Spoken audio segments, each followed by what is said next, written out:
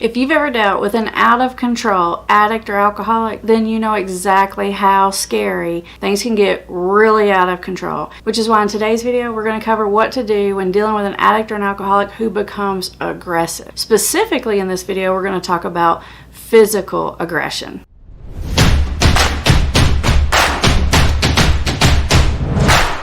For those of you who are new here, welcome to Put the Shovel Down, the YouTube channel dedicated exclusively to teaching you the science and psychology of addiction so you can recover your loved one and get your own life back on track. So if that sounds like something you need to do, consider subscribing. Okay, today's topic is so important because those of you who know me, you know that it's safety first and then do what's therapeutic.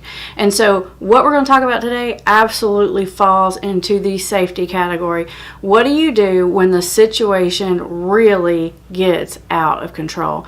And trust me, it can definitely get there. Sometimes, depending on the substance, when you're dealing with someone with an addiction, if they're intoxicated, they can become really aggressive, particularly people who tend to abuse alcohol or benzodiazepines. Those other drugs can bring out the really aggressive side of people.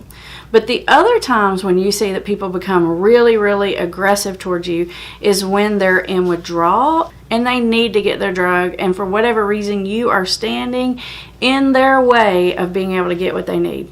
Now that could be physically standing in the way, like blocking the door, which I do not recommend ever. Don't do that. We'll come back to that. Or it could be you won't give them the money, or it could be you won't give them permission, or you won't promise not to tell dad. It could be lots of different ways, but you're in their way of getting exactly what they want. Now, usually the way these things escalate is if someone wants something, it'll start out kind of nice. Like they may actually ask extra nice. They may try to charm you or give you a compliment and then ask or something like that. But then if that doesn't work and you're still standing in their way of getting what they want, then it's going to go up a notch and they're going to verbally turn it on you, and they're going to say, you know, something like, you're ridiculous. Why are you making such a big deal about this? Why do you always try to control me? Why are you in my business? Something like that. They're going to turn it on you.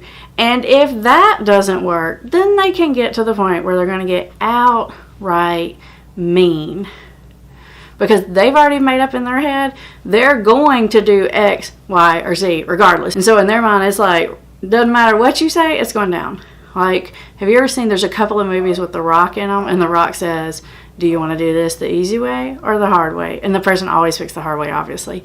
But in the addict's mind, this is kind of what they're thinking. They're like, oh, this is going down. Like, you can give me permission and you can help me out, or I can make it happen. This is when things can get really ugly. So the first type of aggressive behavior we're going to talk about is threatening.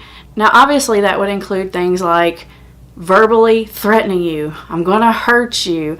I'm going to break your legs. I'm going to blow up your car. I'm going to do something bad to you. Or I've heard it said like in other ways where it's kind of more like a veiled threat, and it's like, I know people, or, you know, bad things have happened to people who got in my way before. You know, it can be some kind of more veiled threat like that.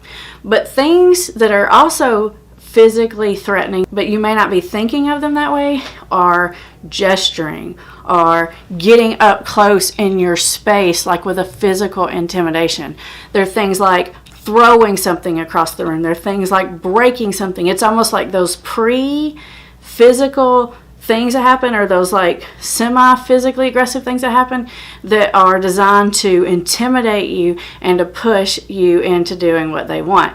And those things I definitely count as aggressive. When someone's gesturing at you, if someone spits on you, that is absolutely aggressive.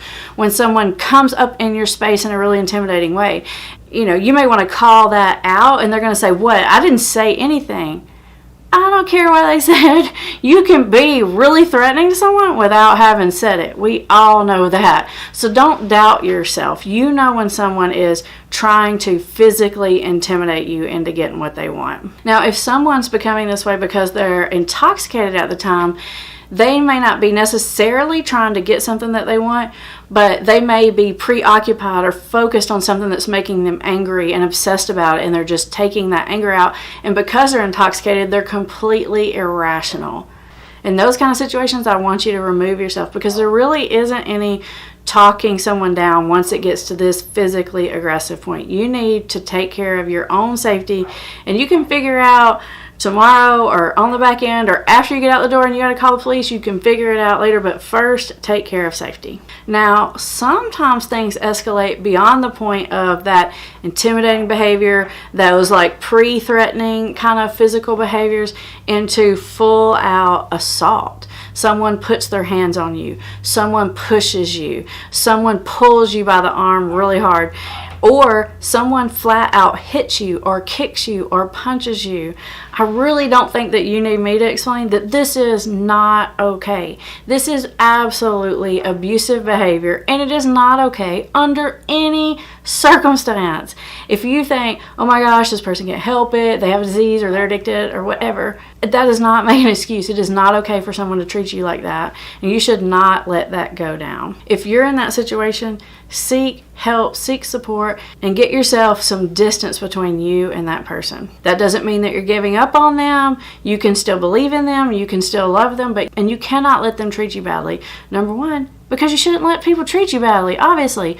But number two, honestly, they're going to hate themselves even more. They're going to regret it. They're going to feel shameful about it. And it's going to make their addiction even worse, because they really are going to feel bad about that later and hate themselves for it.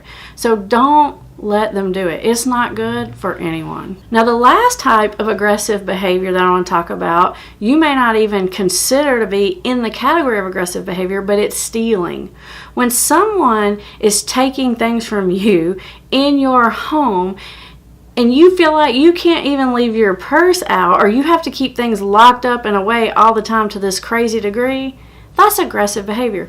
That is intruding in your space, in your boundary, in a completely unacceptable way. You are at home. You should not have to sleep with your wallet under your pillow at night. And I can't tell you how many stories I've heard of exactly like that.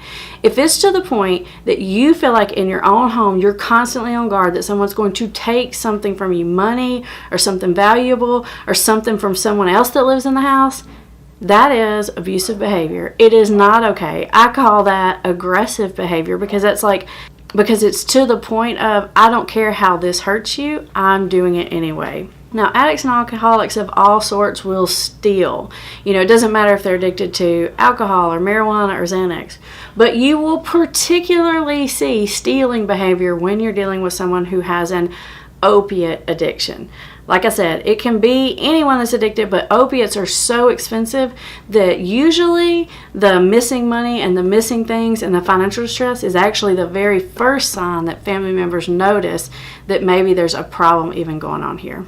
Now, I know you might be thinking, Amber, duh, you shouldn't let people treat you bad. You shouldn't let people hit you or steal from you or call you names or whatever.